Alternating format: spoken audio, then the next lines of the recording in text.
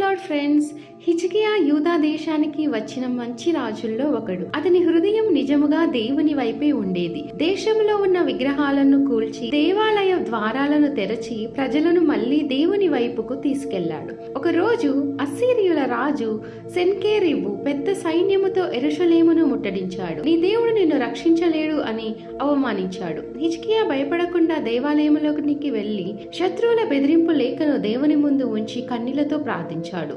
దేవుడు అతని ప్రార్థనను విన్నాడు. ఆ రాత్రి దేవుని దూత అస్సీరియుల శిబిరములో 185,000 మంది సైనికులను నాశనం చేశాడు. సెన్కేరీబు అక్కడ నుండి పారిపోయాడు. యెరూషలేము దేవుని చేత సురక్షితమైంది. కొన్ని రోజులకు హిజ్కియాలో కొంచెం గర్వం కనిపించింది. హిజ్కియా హృదయం అతిశయించెను. బాబేలు నుండి వచ్చిన దూతలకు తన సంపద, రాజభవనం, దేవాలయ నిధులు అన్ని చూపించి తాను గొప్పవాడినని చూపించాడు. కొన్ని రోజులకు హిజ్కియా తీవ్రమైన వ్యాధితో బాధపడ్డాడు. ప్రవక్త యెషయా వచ్చి, నీ ఇల్లును సరిచేసుకో, నీవు చచ్చిపోతావు అన్నాడు. అతడు మరలా దేవుని ఎదుట రోదిస్తూ ప్రార్థించాడు. దేవుడు అతనికి ఇంకా 15 సంవత్సరాలు ఆయుష్ను ఇచ్చాడు. సూచనగా సూర్యుని నీడ వెనక్కి తిరిగింది.